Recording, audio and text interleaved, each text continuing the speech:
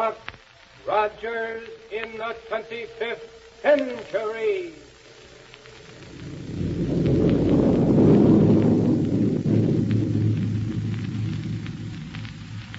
Buck Rogers is on the air, brought to you by the makers of Popsicle, Fudgicle, and Creamsicle, those delicious frozen confections on a stick. And now a message from the famous fellow who won the contest for the typical American boy, Popsicle Pete. Hello, everybody. Did you send in any popsicle bags for presents yet? Gosh, it feels like Christmas when the postman brings you a package. Better read Popsicle, Creamsicle, or Fudgicle every day and save up those bags. And be sure you get genuine Popsicle, Creamsicle, or Fudgicle, fellas and girls. Those names must be printed right on the bag if you want free presents. And if you want to get frozen confections that are extra delicious and extra big, genuine Popsicle, Fudgicle, and Creamsicle.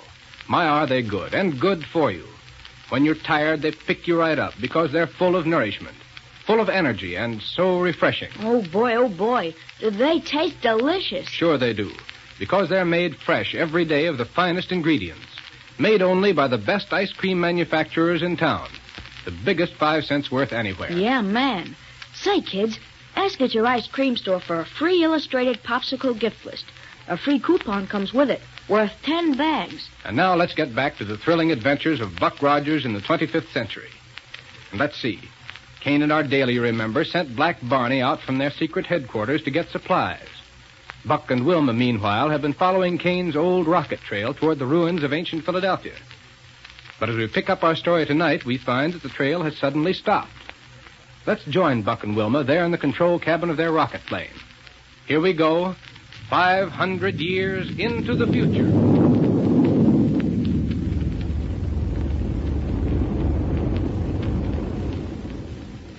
Yes, sir, Wilma, the trail has dropped right off. But, Buck, if Kane turned off the power completely, his ship would drop down and crack up. Not if he used plenty of inertron lifting power. Yes, and it's an old trick of his to zigzag and coast in order to hide his rocket trail. What are we going to do? Cruise around in circles, I guess, until we pick up the trail where it starts again. Better take it easy, then.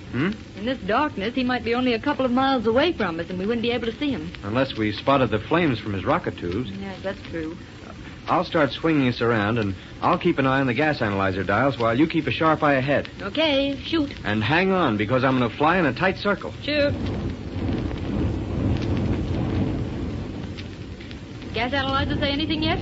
Well, the direction needle gives a little hop now and then, but it's only from traces of old rocket gas that may have been left by most any ship anytime.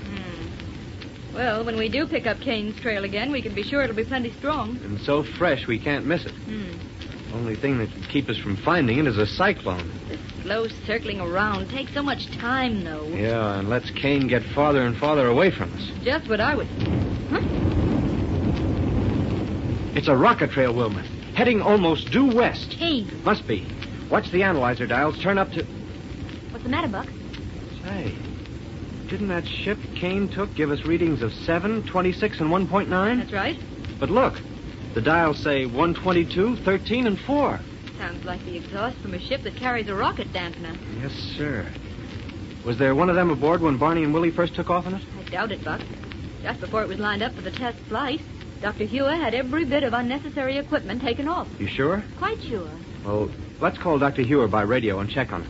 Okay. Say, didn't Dr. Huer say he was going out to Omaha to look over the impenetrite situation? Yeah, but surely he hasn't got started out there yet. Go ahead and call him while I keep us circling around in the hope of picking up another rocket trail. Right. Better use the confidential wavelength, too. Got it. Calling B121. Calling B121. This dampened rocket trail is a strong one, though, Wilma. Wilma Deering, calling B121. And whoever made it must have been traveling pretty fast, because there's so much of it. Makes a real impression on the dial readings. Calling B121. Of course, Buck. Yeah? Most any commercial ship might have made that trail. But why would a commercial ship use a dampener? Yes, that's true. Calling B121. You better try Central Radio Bureau.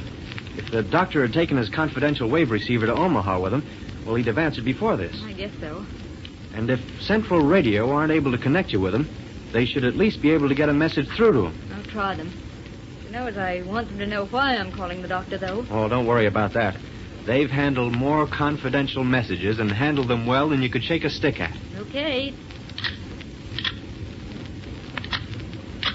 Calling Central Radio Bureau. Doggone it, I'd certainly like to know about this damping Central rocket. Radio, Club. Davidson speaking. This is Lieutenant Wilma Deering. Oh, yes, Lieutenant. I've been trying to reach Dr. Huer, but haven't had much luck.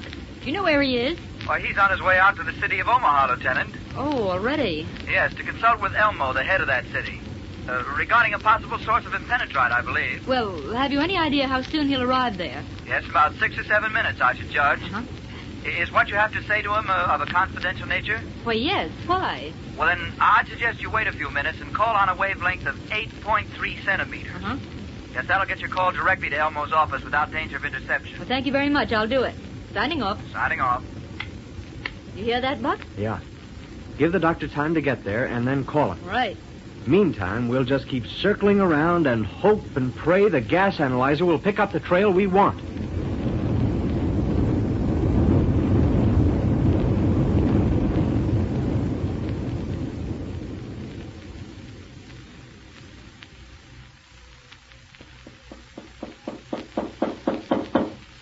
Come in. Well, good evening, Elmo. Why, Dr. Huer. Great day. I'm glad to see you. It's good to see you again. And how are you? Splendid, thank you, sir. Sit right down and be comfortable. Thank you. Before we go any further, let me congratulate you on the way you've been handling things here in Omaha. Aye? Yes, indeed. You and your people have done a mighty fine job of things since that time we picked you up on the little planetoid out near the orbit of Mars. But if it weren't for you and Captain Rogers, we might still be out there on that desolate little world. How is Captain Rogers, by the way? And Lieutenant Wilma? Both fine. They asked me to convey their best regards to you. Well, return them, Doctor, 1,000-fold. And when are those two coming out here to visit me? Well, not for some time, I'm afraid. Oh, engaged on another thrilling trip into interplanetary space? No, Elmo.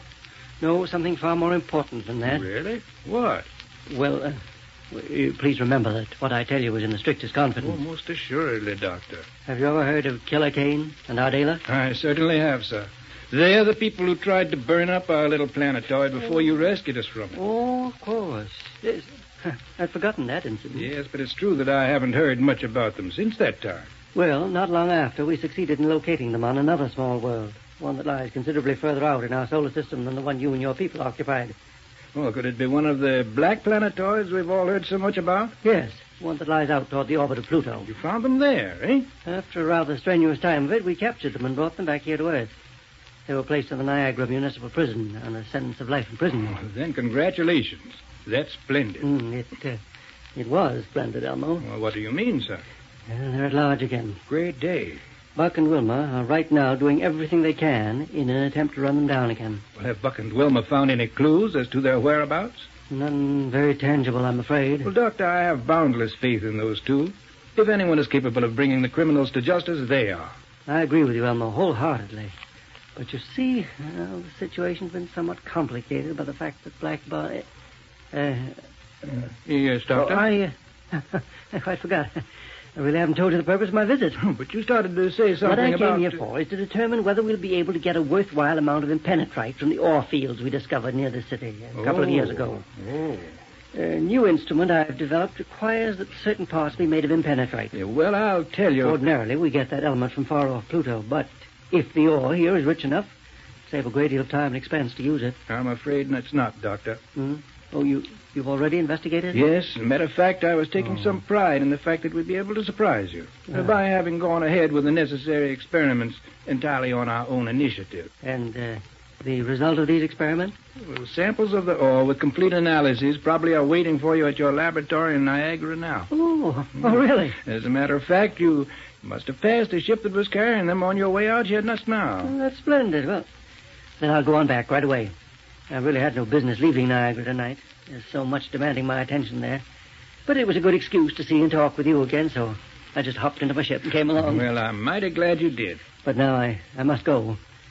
I'll go out the back door of this office if you don't mind, because it's more convenient to where I park my rocket plane. Why, certainly, Doctor. Yes, sir. Thank you. And the next time you come to Omaha, you must plan to stay longer. And bring Buck and Wilma with you. All right, Elmo. Goodbye. Goodbye, Doctor.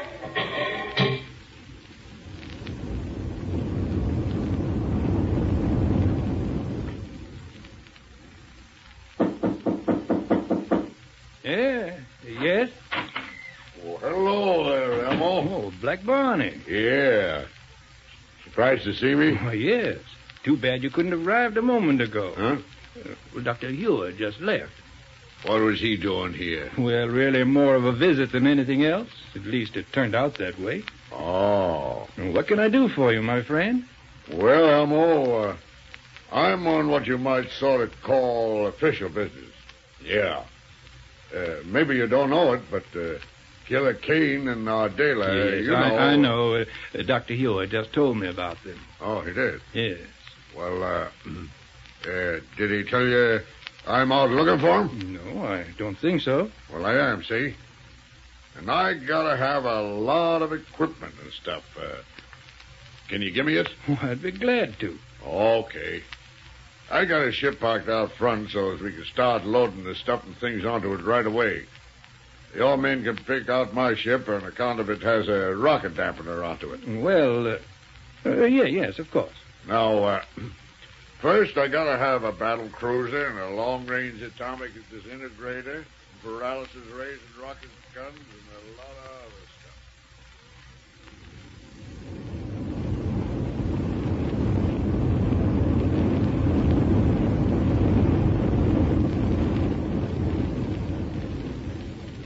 Doggone it, Wilma. I wonder why we don't pick up that rocket trail.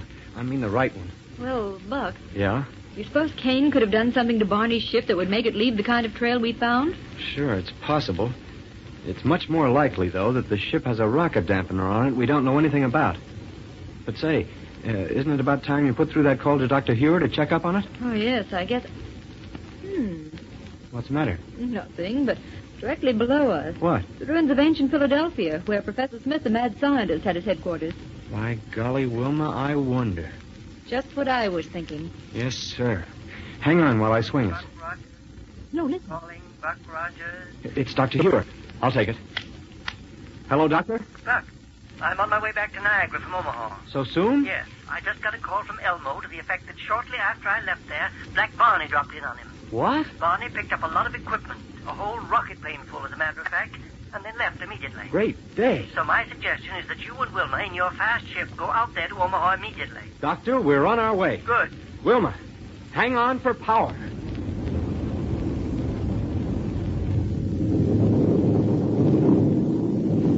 Well, ceasing out there after Barney are really getting somewhere.